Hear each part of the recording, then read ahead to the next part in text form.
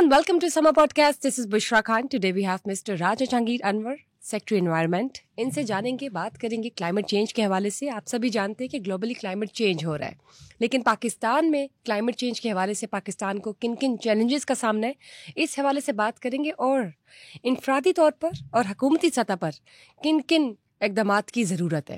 अस्सलाम वालेकुम सर. वालेकुम सलाम. कैसे हैं सर आप? Thank you so much. Sir, जब बात करते हैं क्लाइमेट चेंज की, तो आप ये बताइए कि इस वक्त पाकिस्तान को क्लाइमेट चेंज के हवाले से किन किन चैलेंजेस का सामना है. पहले तो लोगों को समझना चाहिए क्लाइमेट चेंज है क्या. Climate change actually post industrial era के बाद जो आपके ग्लोबल टेम्परेचर बढ़ी है वो 2 डिग्री तक बढ़ गया है. और अब ये पूरी दुनिया ये टारगेट कर रही है कि हाउ टू रिड्यूस दैट, जो 2 डिग्री बढ़ा है उसको कम कैसे किया जा सकता है. अब पाकिस्तान की जो ओवरऑल इंडस्ट्रियलाइजेशन की वजह से, जैसे मैंने कहा कि ये सारा कुछ हुआ, उसमें पाकिस्तान की contribution towards GHG green house gases के हवाले से लेस देन 1% है. मतलब पाकिस्तान कंट्रीब्यूटर नहीं है. लेकिन अनफॉर्चुनेटली हम वो जो मोस्ट वल्नरेबल मुल्क हैं, टॉप 8 उनमें आ रहे हैं जो मोस्ट डेंजरस हैं, जिनमें ज़्यादा से ज़्यादा क्लाइमेट चेंज के इफेक्ट्स आएंगे. अब क्लाइमेट चेंज के इफेक्ट्स क्या हैं? क्लाइमेट चेंज के इफेक्ट्स ये हैं कि आपकी हीट बढ़ेगी तो आपकी जो ग्लेशियर मेल्टिंग है वो ज़्यादा होगी, दरियाओं में पानी आएगा, आपकी फ्लड आएंगे. और उन फ्लड से आपने देखा अब चंद सालों से हमने फेस करना शुरू है. सिंध में क्या हुआ, पंजाब में क्या हुआ, सबके सामने. और उसकी जो डेवस्टेशन होती है वो $billion की डेवस्टेशन होती है और लोग मरते हैं उसके अंदर और डिस्प्लेस होते हैं. नंबर 2, आपका वो जब हीट बढ़ती है तो जो क्रॉपिंग पैटर्न है, जो आपका पूरी की पूरी एग्रीकल्चर है, जो वो डिस्टर्ब हो जाती है. आपका पूरे का पूरा जो सीड का आपके एग्रीकल्चर की प्रैक्टिसेस हैं ये सारी खराब हो जाती हैं. नंबर 3, आपके जो शहर हैं उनके अंदर जो फ्लैश फ्लडिंग है, जो अर्बन फ्लडिंग है, वो इतनी रैम्पेंट हो जाती है कि आपके जो नुकसानात है उसका बहुत बढ़ जाता है, क्योंकि बारिशें बहुत ज़्यादा होती हैं. जब बारिशें बहुत ज़्यादा होती हैं तो आपको जो स्टॉर्म वाटर ड्रेनेज हैं वो ज़ाहिर है उस डिज़ाइन नहीं हुई जो 20 साल पहले डिज़ाइन हुई थी और उसका एक नुकसान हो रहा है. अच्छा, इसके अलावा जो आपके हेल्थ पे इशू आ रहे हैं, आपको हीट वेव्स आती हैं. इससे पहले शायद हीट वेव्स नहीं थी, हमने नाम भी नहीं सुने हुए थे. चंद वर्षों पहले स्टार्ट जी, चंद वर्षों पहले. ये क्लाइमेट के सारे इफेक्ट्स है. फिर आपके बायोडाइवर्सिटी पे इफेक्ट है, जो परिंदे जानवर जो आपने, ये सारी चीज़ों को अफेक्ट कर रही है ये क्लाइमेट चेंज. अब अगर पाकिस्तान स्पेसिफिक बात करें कि पाकिस्तान को, वैसे तो ये सारी चीज़ें पाकिस्तान पे भी इफेक्ट कर रही हैं, हमने इस पे थोड़ा लेट स्टार्ट लिया. जब दुनिया इस पे शोर मचा रही थी, क्योंकि वेस्टर्न वर्ल्ड को पता था कि उन्होंने एनवायरनमेंट के साथ क्या किया है, क्योंकि उन्होंने इतनी ह्यूज इंडस्ट्रियलाइजेशन की, स्मोक एमिट हुई, उन्होंने जो नेचुरल रिसोर्सेज थे उनको बर्न किया, जो फ्यूल हमारा है, फॉसल फ्यूल है, जो ऑयल और गैस है, इसको बर्न किया. उस सारी की सारी हीट जो है ओजोन लेयर में पहले तो होल्स हुए, फिर उसके बाद इन्होंने जिस तरह एनवायरनमेंट और क्लाइमेट को डिस्टर्ब कर दिया, उसका पूरा पैटर्न डिस्टर्ब कर दिया है. उसके बाद उनको तो पता था क्या होने जा रहा है. उन्होंने तो 20-25 साल पहले कुछ स्टेप्स लेने शुरू कर दिए. अब हमारे मुल्कों में आपको भी पता है कि हमारी जो एकेडेमिया है जिसमें ये एनवायरमेंटल साइंसेज पढ़ाई जाती है, ये तमाम हमारे 45 के करीब सरकारी यूनिवर्सिटीज़ हैं पंजाब में, और तकरीबन इससे ज़्यादा प्राइवेट सेक्टर में भी है. और तकरीबन हर यूनिवर्सिटी के अंदर हमारा एक डिपार्टमेंट है जिसको एनवायरमेंटल साइंसेज या साइंसेज कहा जाता है. वहाँ बच्चे पढ़ते भी हैं, उनको एनवायरनमेंट की भी समझ आना शुरू होती है. लेकिन जो बिल्कुल ग्रास रूट लेवल है, जो हमारे स्कूल गोइंग बच्चे हैं, अभी तक उनको कोई पता नहीं है कि ये एनवायरनमेंट अवेयरनेस नहीं है, क्योंकि उनके करिकुलम का हिस्सा नहीं है ये चीज़.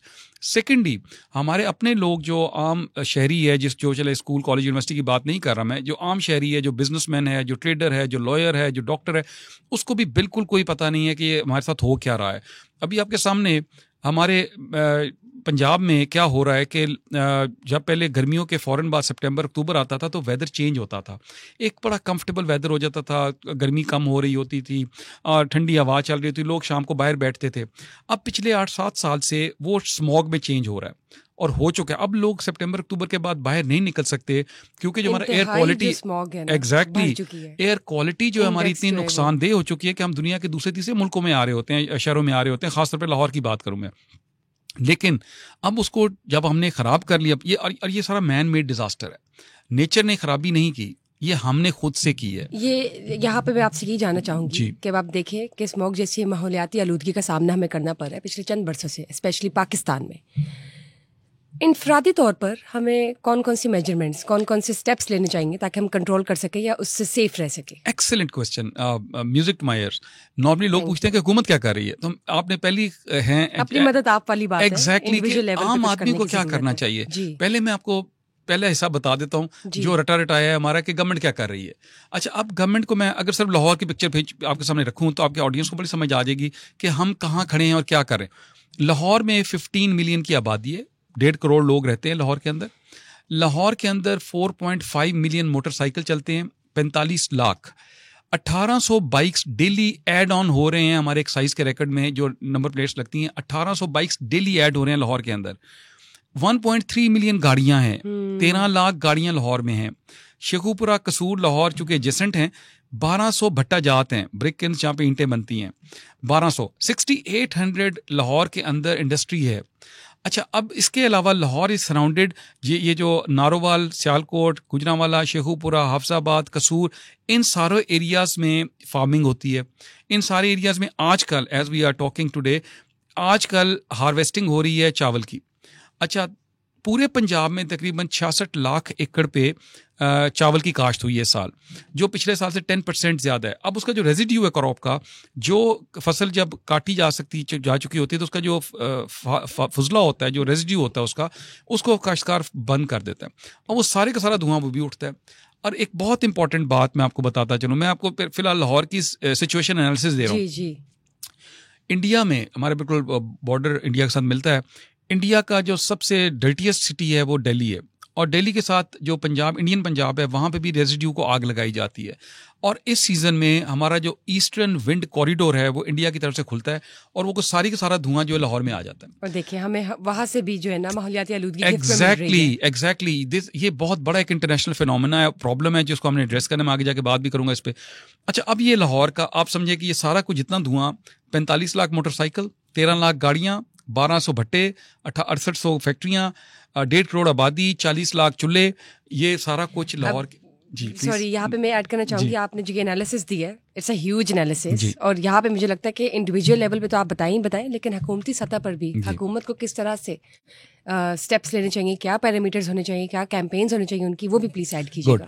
अच्छा, अब मैंने ये 5-6 सेक्टर्स आपको बता दिए कि वेहिकुलर ट्रैफिक। अब जो हमारी स्टडीज़ हैं जिसमें FAO की स्टडी है, फूड एंड एग्रीकल्चर ऑर्गेनाइजेशन की स्टडी है, MOCC की स्टडी है, मिनिस्ट्री ऑफ क्लाइमेट चेंज की स्टडी है, हमारे अर्बन यूनिट की स्टडी है, इन स्टडीज़ के मुताबिक 83% जो इसकी टोटल कंट्रीब्यूशन है स्मोक के अंदर, वो बेसिकली वेहिकुलर ट्रैफिक है। ये जो मैंने 45 लाख मोटरसाइकिल और 13 लाख गाड़ियाँ बताई। अब ये गाड़ियाँ धुआं क्यों देती हैं? मोटरसाइकिल जो है वो तकरीबन हर घर में बड़ी कन्वीनियंस है, लोगों ने एक 2-3 बाइक्स रखे हुए हैं, वो जाते दही लेने जाना है तो वो बाइक के, रोटी लेने, बच्चों को स्कूल छोड़ने, तो वो बाइक बहुत ज़्यादा यूज़ होती है। अच्छा, अब कोई बंदा उसकी ट्यूनिंग नहीं करवा रहा, चूँकि अब आपने, चूँकि आपके सवाल के साथ मैं डवटेल कर रहा हूँ जो आपका सवाल था कि हम इंडिविजुअल सतह पर क्या कर सकते हैं। मेरे पास लोग आते हैं, यूथ आती है, वो कहती है जी हम आपका सोशल मीडिया ट्रेंड कर देते हैं, लोगों को अवेयरनेस होगी, तो मैं उनको कहता हूँ प्लीज़ ये ना करें, आप जिस बाइक पे आए हैं उसको फिक्स कर लें, वो धुआं दे रही है उसको धुआं मत दे, ये आपकी कंट्रीब्यूशन होगी, बहुत जरूरी है। और धुआं मैं फिर बताऊं आपको कि 700 से 800 रुपया लगता है ऑयल फिल्टर चेंज करने में, लोग नहीं करवाते, लोग ट्यूनिंग नहीं करवाते, बाइक धुआं दे रहा है, और वो धुआं बच्चे को स्कूल छोड़ने जा रहे हैं, बच्चा पीछे बैठा हुआ है और वो बेचारा सारा धुआं उसके अंदर जा रहा है। आपको मैं यहाँ फिगर दूं, आपको बड़ी हैरत होगी ये सुन के, पाकिस्तान में फ़ज़ाई आलूदगी से हर साल 2,56,000 लोग मरते हैं। वर्ल्ड ओवर 7 मिलियन यानी कि 70 लाख लोग मरते हैं, पाकिस्तान में 2,56,256,000। और वो लोगों को समझ नहीं आ रही है, जो कैंसर है, जो दमा है, जो एस्मा है, ये जो हमारी रेस्पिरेटरी डिजीजेज हैं, हम इनहेल कर रहे हैं धुएं की वजह से, ये रूट्स है। एग्जैक्टली, और सबसे major cause is vehicular traffic. People don't fix their bikes, गाड़ियां, ट्रक, वो इसी तरह चलाए जा रहे हैं और वो धुआं सारा। और वो जब लोग पूछते हैं हुकूमत क्या कर रही है, मैं कहता हूँ आप क्या कर रहे हो, आप जिस बाइक पे है उसको तो ठीक करा लो। हुकूमत is not suppose to fix your bike. हुकूमत तो ये कर रही है, मैं आपको अगला बताऊं दूसरा हिस्सा, कि अब ये जैसे स्टबल बर्निंग की बात हुई, जैसे मैंने आपको कहा कि किसान जो है वो रेजिड्यू जलाता है, तो स्टबल बर्निंग जो है, हुकूमत ने इसकी एक मशीन होती है जिसको कहा जाता है सुपर सीडर्स। सुपर सीडर जो है उसकी मालियत 15-16 लाख की। हुकूमत ने 60% सब्सिडी दी है काश्तकार को कि ये 60% हमसे लो, मतलब से अगर 16 लाख का आता है तो 10 लाख हमसे लो और 6 लाख खुद डाल के, तो इसको जलाओ मत, इसको आप उसके अंदर मिक्स करके उसको चला सकते हैं, रोटोवेटर की तरह होता है वो। अच्छा, ये काश्तकारों को हम सपोर्ट दे रहे हैं। काश्तकारों को आने वाले दिनों में मजीद सपोर्ट ये मिलने जा रही है कि हमसे इंटरनेशनल एक बहुत बड़ी कंपनी ने अप्रोच किया है कि हम ये जो रेजिड्यू है इसको हम कन्वर्ट कर सकते हैं बायोफ्यूल में, और ये एथेनॉल बनेगी इसकी। भट्टों पे आ जाएं, पंजाब पूरे में 10,000 भट्टे हैं जी। अच्छा, हमने इनको ये कहा कि आप प्लीज इसको जिगजैग टेक्नोलॉजी पे ले जाएं। What is zigzag technology? Zigzag technology से जब आप कच्ची ईंट को स्टैक करते हैं, उसको इस तरह लगाएं ताकि उसके अंदर से जब आग चले या धुआं जाए तो जो उसका कार्बन है वो वहीं रुक जाए और चिमनी से वाइट धुआं निकले बाहर। This is very normal technology, आपको कोई मशीन लगाने की जरूरत नहीं है, कोई और चीज जरूरत नहीं है। अच्छा, अब हमारे जो भट्टा चलाने वाले लोग हैं वो क्या करते हैं? वो ये करते हैं कि इसके अंदर ना जब आप जलाएंगे टायर, रबर, पुराने कपड़े, लंडे के कपड़े, आप इसके अंदर इस तरह की चीजें जलाएंगे तो वो कार्बन आपका ऊपर जाएगा और वो मेरे और आपके लिए कैंसर है। मैं फिर कह रहा हूँ, जहर है। हम जब उनको रोकते हैं तो वो नहीं रुकते। नोटिस किया, उनको जुर्माना किया, वो दे एडमिट कीजिए हमें सस्ता पड़ता है। कोयले के अलावा आप यूज नहीं कर सकते ब्रिक किल्न्स में कुछ भी। अब हमने क्या किया, पिछले 6 माह में जब ये गवर्नमेंट आई तो इस गवर्नमेंट ने कहा जीरो टॉलरेंस ऑन एनवायरनमेंट। हम इस वक्त तक 350 भट्टे गिरा चुके हैं, डिमोलिश। अच्छा, जो नहीं मानता, हमें स्टैंडिंग इंस्ट्रक्शंस हैं कि इनको नोटिस देने की जरूरत, इनको गिरा दें जाके। आपने देखा होगा अभी पिछले दिनों मीडिया में ये हम लोग काफ़ी ज़्यादा इस पर करते रहे। हमारे खिलाफ लोग अदालतों में भी गए हैं, हमारे खिलाफ और भी डैमेजेस उन्होंने क्लेम किए हुए हैं, लेकिन हमें गवर्नमेंट का डायरेक्शन है कि आप जिसको गिराना है। नहीं, this is a wonderful campaign. बल्कि यहाँ पे मैं भी ऐड करना चाहूंगी कि ऑलमोस्ट आप लोग की जो कैंपेन हुकूमती सतह पर चल रही है, 90% भट्टों की वजह से होने वाली माहौलियाती आलूदगी पर काबू पाया गया है। लेकिन मैं जानना चाहूंगी कि हम स्मॉग पर अब तक क्यों नहीं काबू पा सके? स्मॉग तो जी, इस पे मैं आपको बताऊं कि जैसे मैंने अभी बताया आपको कि जब तक आपका बाइक धुआं देना बंद नहीं करेगा, 13 लाख गाड़ियों में से जो स्मोक एमिशन है कम नहीं होगी। इसके लिए कोई कैंपेन? जी बिल्कुल। इसमें मैं अब गाड़ियों पे आने लगा हूं।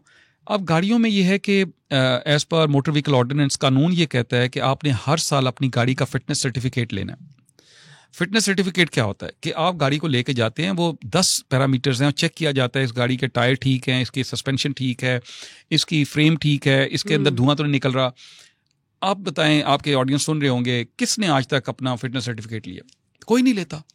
अच्छा, हुकूमत ने जब इसको डायग्नोस किया, इन्वेस्टिगेट किया कि क्यों लोग नहीं लेते, तो पता चला कि जी फिटनेस सर्टिफिकेट देने वाले जो हमारे 3 वर्कशॉप्स हैं, जो हुकूमत की वर्कशॉप्स हैं, उसको विक्स कहा जाता है, vehicle inspection and certification system.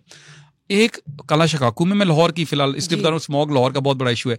काला शिकागो में एक विक्स स्टेशन लगा हुआ है, एक गार्डन टाउन में लगा हुआ है और एक ठोकर न्याज बेग पे लगा हुआ। तो हमें लगा कि 3 अगर ये जो हमारे वर्कशॉप 24 घंटे भी काम करें, अच्छे लोग इसमें नहीं आ रहे, लेकिन उसको वो पूरा नहीं कर सकते।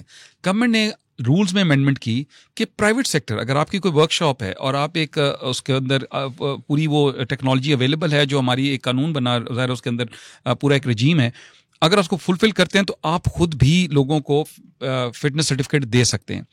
आपकी गाड़ी जब धुआं देती है तो उसका रीज़न होता है उसके पीछे, और उसका रीज़न ये होता है कि आपके जो मैकेनिकल इशू है उसको फिक्स करें ताकि धुआं ना दे। आपने देखा बड़े बड़े ट्रक्स हैं, वो कई धुआं दे रहे होते हैं, कई नहीं दे रहे होते। जो नहीं दे रहे उसने अपना काम ठीक किया हुआ है, जिसने नहीं करवाना वो नहीं करवाता।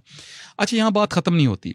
हमारे यहाँ एक बहुत बड़ा चैलेंज रिसेंट ईयर्स में 4-5 सालों से 6 सालों से लोगों ने देखना शुरू किया, और वो है जो फ्यूल क्वालिटी में एडल्ट्रेशन हो रही है जी। जो पेट्रोल पंप्स हैं, तकरीबन पंजाब भर में 12 से 15 हज़ार पेट्रोल पंप्स हैं। अच्छा, ये पेट्रोल पंप्स फ्रेंचाइज हैं बड़ी मल्टीनेशनल कंपनीज के, आप सबके नाम जानते हैं, और पेट्रोल पंप्स उन्हीं के नाम पे होते हैं। हमारी जब हमने इसको देखना शुरू किया कि ये फ्यूल क्वालिटी सारी कॉम्प्रोमाइज्ड है, इसी वजह से जब गंदा तेल डलवाते हैं आप बाइक में या गाड़ी में, वो भी धुआं देता है। तो जब हमने चेक करना शुरू किया तो पता चला कि देयर आर 2 मैकेनिज्म है। एक है जो फेडरल गवर्नमेंट का इदारा है ओगरा अपनी एक लेबॉर्ट्री उसने लाहौर में बनाई हुई है फॉर द होल प्रोविंस, वहां पे जाके चेक करवा सकते हैं आप। या जो आपका दूसरा हिस्सा है वो है जो मल्टीनेशनल कंपनी ऑयल कंपनीज हैं, वो अपनी गाड़ियां को भिजवा के रैंडमली चेक करते हैं इन पेट्रोल पंप्स को। गवर्नमेंट के पास कोई कैपेबिलिटी ही नहीं है, कोई मशीनरी इक्विपमेंट ही नहीं है जो उसको चेक कर सके। लिहाजा मेरे और आपके लिए जो सबसे बड़ा चैलेंज ये है कि हमें फिर ये पता होता है अच्छा फलां पेट्रोल पंप से ना पूरा तेल मिलता है या सही मिलता है, तो हम वहीं जाते हैं चाहे कितना दूर भी हो। किसी वाले तेल में मिलावट है तो फलां पेट्रोल पंप पे, ये सुनने को आता है इंडिविजुअल लेवल पर। तो गवर्नमेंट ने उस पे एक क्रैकडाउन शुरू किया हुआ है, और आपको आने वाले दिनों में अब ये नजर आना शुरू हो जाएगा कि हम लोगों के, चूंकि जब हमने भट्टे गिराने शुरू किए तो हमारे खिलाफ एक कैंपेन शुरू कर दी कि लोगों का रोजगार खत्म कर रहे हैं हम। जब हमने फैक्ट्रियों को सील करना शुरू किया तो लोगों ने कहा जी मजदूर भूखा मर जाएगा, फैक्ट्रियां बंद कर रहे हैं। अब जब हम ये पेट्रोल पंप बंद करेंगे तो कहेंगे देखें जिस मुल्क में तो कारोबार नहीं कर सकता। भाई हम कारोबार के खिलाफ नहीं है, हम रोजगार के खिलाफ, लेकिन not at the cost of किसी की जिंदगी मौत को तो नहीं आप खेल सकते उसके साथ। आप देखिए सर्दियां स्टार्ट होने वाली हैं और स्मॉग का जो हालात है जी, आज भी लाहौर इंडेक्स देख लें, एग्जैक्टली आज का देख लें, यू आर एब्सोल्युटली राइट। आज का भी AQI जो है 200 से क्रॉस कर गया, विच इज हैजर्डस। और ये आपके लिए मेरे लिए, मैं फिर इट्स अ साइलेंट किलर। मैंने जो 2,56,000 की आपको डेथ्स का नंबर बताया है, वो लोग कैसे मरते हैं? वो ऐसे तो नहीं होता कि किसी को गोली लगी है, स्मॉग को आपको शूट नहीं करा, स्मॉग आप इनहेल कर रहे हैं, आपके अंदर जा रही है, आपको मालूम भी नहीं होता। आपको, मैं साइलेंट किलर कह रहा हूं आपको। और इसमें जो कंट्रीब्यूटिंग फैक्टर्स हैं, फार्मर्स, ये जो भट्टा चलाने वाले, ये फैक्ट्रियों वाले, ये जो गाड़ियां और बाइक्स वाले हैं, दे ऑल आर कंट्रीब्यूटिंग। लोग क्या करते हैं, नॉट जस्ट बाइक एंड गाड़ियों का धुआं, वो कूड़ा इकट्ठा करते हैं, बाहर रखते हैं और आग लगा देते हैं। अब वो धुआं कहाँ जा रहा है? वो धुआं फिर आपके घर के ऊपर ही फिर रहा है, वो उसने आपके बच्चे के नाक को नाक से जाके लंग्स में जाना है। इंडोनेशिया एक बहुत बड़ा मुल्क है, उसका कैपिटल है जकार्ता। जकार्ता में स्मॉग पिछले 15 साल से आई हुई है। अच्छा, वो इस तरह फाइट बैक नहीं कर सके और उन्होंने क्या किया, अब जकार्ता को अगले 10 साल में शिफ्ट करें, अपना कैपिटल शिफ्ट करें, वो कि हम स्मॉग खत्म नहीं कर रहे, they are moving their capital to some other island. अच्छा, ये एक स्टोरी है। चाइना की आपको याद होगा 2008-9 में ओलंपिक्स हुई थी वहां पे, और बीजिंग जो था उस वक्त भी स्मॉग में था, और पूरे का पूरा चाइना जो था वो सारा स्मॉग में था। उन्होंने फाइट बैक किया 8-10 साल। China is a success story now. China पूरी दुनिया में वो स्टोरी बेचता है कि कैसे करना है। हम भी खरीदार हैं, हम भी उनसे बात करते हैं। आपको याद होगा 2011-12 में ना यहाँ पे डेंगू आ गया लाहौर में, और आपने देखा एक एक दिन में 40-40 लोग मरना शुरू हो गए डेंगू से। और डेंगू जो मस्कीटो है, मच्छर है, वो लोकल नहीं था, वो किसी दूसरे मुल्क से आया हुआ था, जो ट्रॉपिकल मुल्क से आया हुआ था, जहाँ का ये है, मतलब साउथ ईस्ट एशिया का ये मच्छर है। वो जब इधर आया तो इधर किसी तरह भी ट्रेवल करके उसको कई इम्पोर्ट हुए, टायर इम्पोर्ट हुए, या जो भी इसकी स्टोरी है, लोगों ने जब पूरी इसको कहते हैं होल गवर्नमेंट अप्रोच, सारी गवर्नमेंट लग गई कि इसको खत्म करना, अल्हम्दुलिल्लाह, और आप देख लें अब हम कंट्रोल कर ली, कंट्री है माशाल्लाह। इसी तरह इसके लिए भी सबको करना पड़ेगा। अब हम लोग ये करना चाह रहे हैं और हो भी रहा है इंशाल्लाह, दरख्त लगाएं। अब प्लांटेशन कैंपेन है आप लोग की, वो भी स्टार्ट हो रही है। एग्जैक्टली। अब PHA हमारी जो पाक एंड हॉर्टिकल्चर अथॉरिटी है, उसे पौधे बहुत सारे लगाने शुरू कर दिए। अब हो गया, होता क्या, ये पौधे कितने अच्छे हैं, ये कार्बन सिंक हैं। ये जहां होगा ये कार्बन को सिंक करेगा, ये धुएं को ना अपनी तरफ अट्रैक्ट करेगा, उसके अंदर ये उसकी ये फूड है, और वो और ऑक्सीजन वो एक्सेल करता है और इनहेल करता है कार्बन। तो ये तो जबरदस्त हो गया जी। लेकिन ये आपकी वजह से, क्योंकि ऑटोमेटिक एक क्लीनर होगा। एग्जैक्ट, क्योंकि आपके लोग प्रोग्राम देखते हैं, सुनते हैं, अब उनको यही मैसेज देने की जरूरत है कि ये हमारा ये मैन मेड डिजास्टर है, इसको रिवर्स करना है, it will take some time.